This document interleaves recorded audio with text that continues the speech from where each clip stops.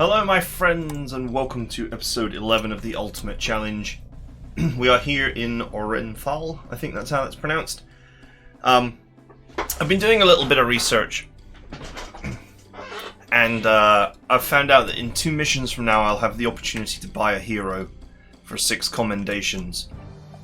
And I can earn up to 3 on this mission and 3 on the next mission. I can't remember how many I've got, I think it's 2 or 3. So there's an added incentive to get the secondary objectives done just for that. The other stuff that's on offer throughout this campaign is just units that are slightly better than the ones that you've got. Nothing too important.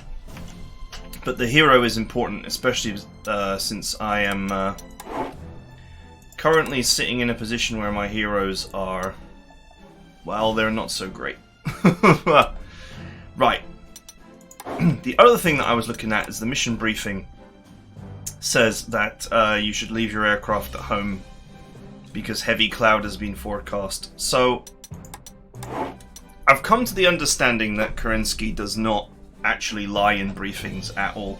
A lot of developers do to kind of lure you into an aha moment, but he doesn't actually seem to do it. So I'm just going to 100% trust the briefing and leave my aircraft at home, with the exception of Galland, because Galland is obviously he's a legendary pilot, so he will slowly provide me with money. And that means that there's probably not going to be much, if any, enemy air threat. So I've got my my 2cm gun here. Galland can take down strategic fighters, and this 2cm gun can tear up any fighter or tacticals we encounter, if we encounter any. What I probably should do is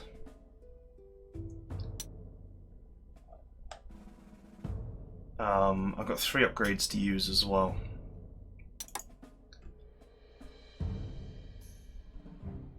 Okay, first things first, let's just check that we haven't got any new units to use.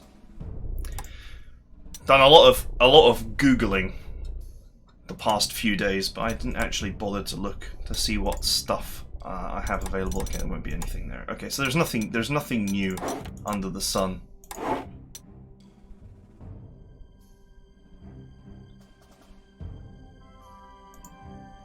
If I remember correctly, this is like an anti-infantry tank that's not that great.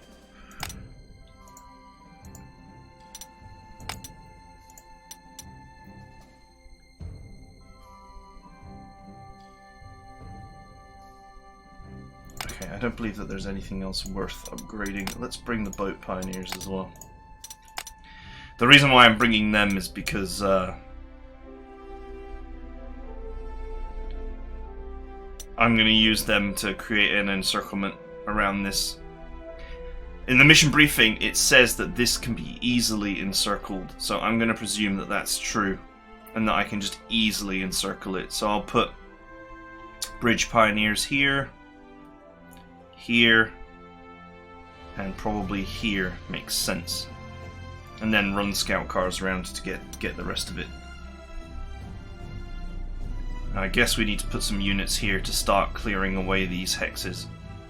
This is a sort of diagonal path here, so if we clear down here, we can clear the way while completing our encirclement.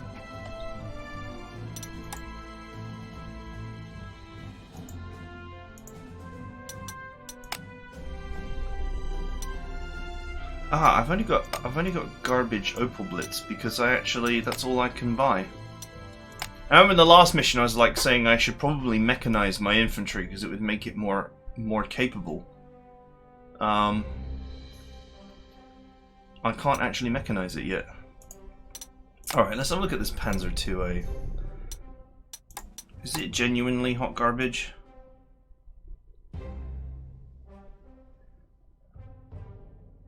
I see it's got 11 infantry attack and it's got rapid fire, and it also has 9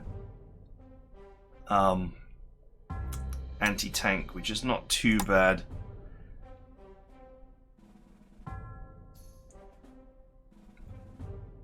It's basically superior to the infantry hose tank of old, but its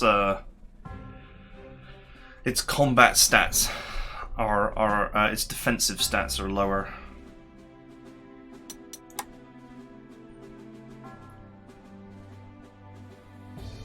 To be honest, hose tanks are just not going to cut it anymore. I need that higher ground defense to resist taking damage. Another 35. It's just cheaper, that's all. So I've been meaning to convert these for a while.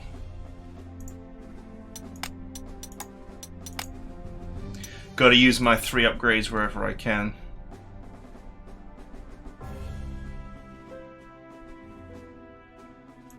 These pioneers have been a prestige sink.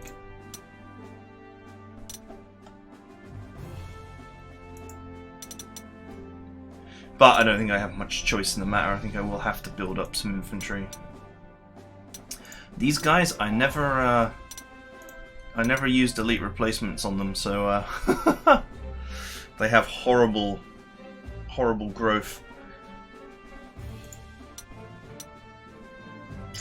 Where is the double? Here we go.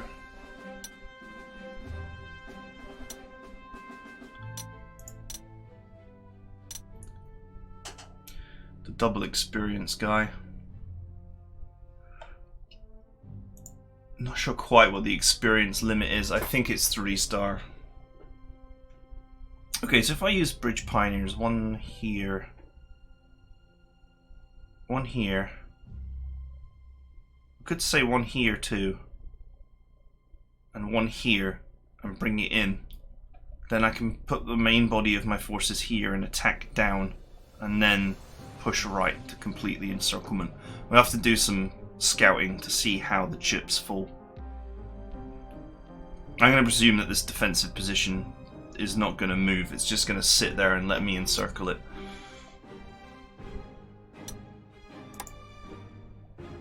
Okay, let's shuffle in another recon car. I got 1 recon car left to convert.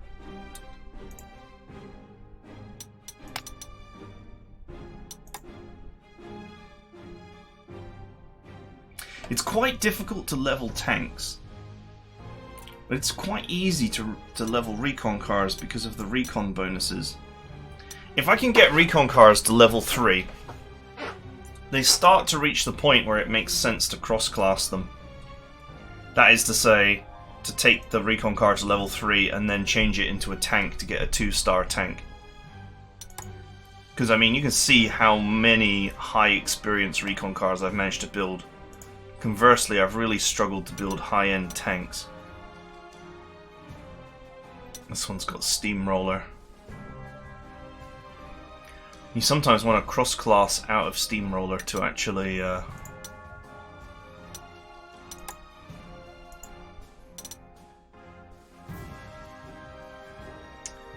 cross-class out of Steamroller, basically move, change a tank back into a recon to put Steamroller on a recon. But at the moment, I think I only have 2 tanks with Steamroller, 1 in reserve, which is this one, and that's it, and this one here. But I must be getting close for a number of them. 13,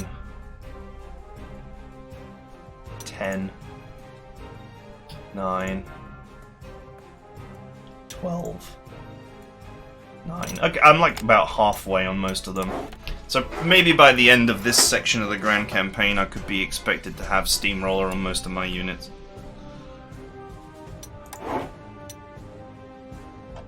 Okay. I don't know whether I should actually... Yeah, I guess that's fine. I think, like, you can use the split ability without flexible command, but it costs 1 slot for each unit you split. But it costs 1 slot for one of these, so it actually doesn't make any sense to... for the purposes of just having bodies to encircle with, it doesn't make any sense to actually split.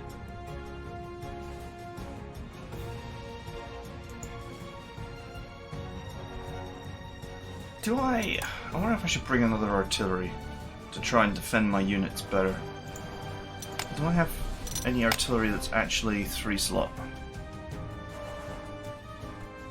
It's the old German artillery.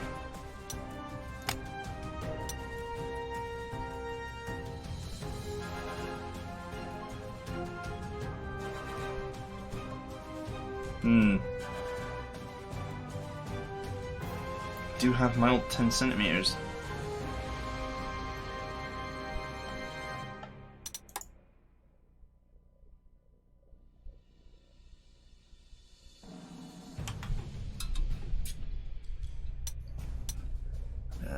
This is actually a lot of ground to cover in 19 turns.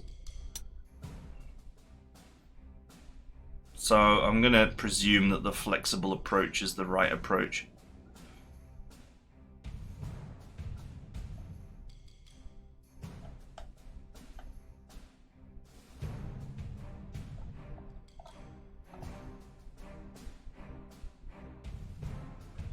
Okay, alright, let's deploy. I'm taking a risk here, but I'm gonna roll with it.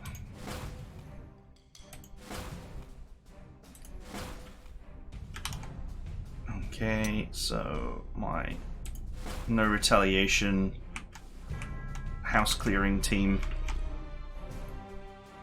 take the lead here. These high ground tiles are actually going to be very useful for my infantry. I'll have to defend them carefully.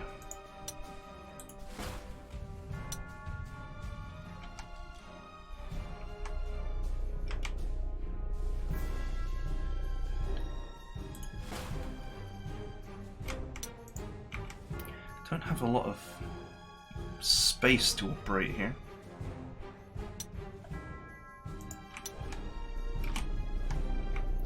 This is my only airport.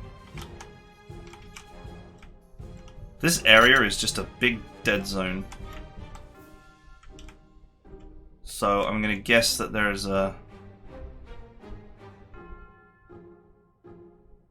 I can't deploy units down there, can I? No. Yeah, I'm guessing that these guys are just gonna attack in and take all of this. And that what you're meant to do is to just push down here, finishing up by taking this final point.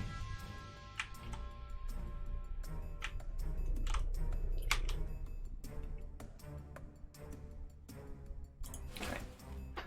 I'll send Galland in to scout for me.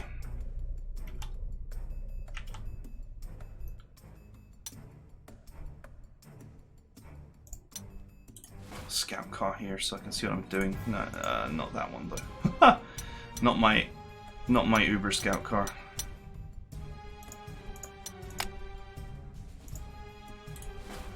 Okay, for now we'll just leave the anti-aircraft gun.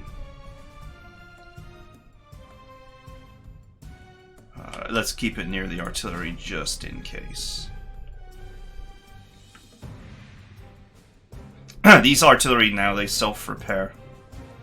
Or at least, yeah, they both self-repair, so I'm not so concerned about taking losses on them anymore. A second self-repair hero is actually not terrible.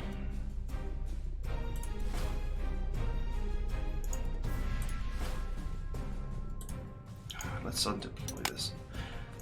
Deployment scenario here is really awkward. I don't want to deploy stuff back here, it's pointless. Right? If the enemy is here, and here, and here, then deploying back here is just a waste of a turn.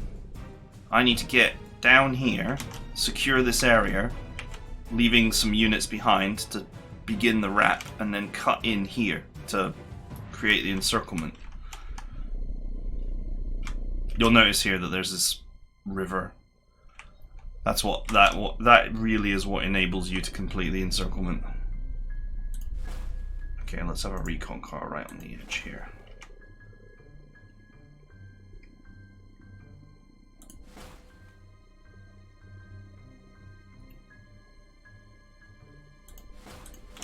Okay, so I have a line, basically.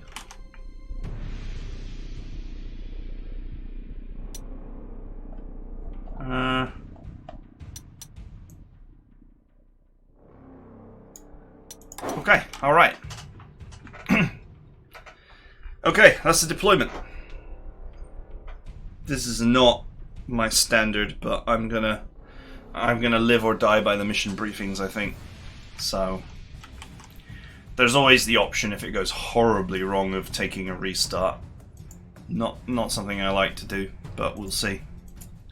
Tend to just play things out without ever restarting or reloading. But obviously, if you get if the briefing is a lie and they've got freaking 12 airplanes, I'm gonna just get destroyed. So anyway, that is it for now. I hope you guys enjoyed it, and I will see you guys on the first turn.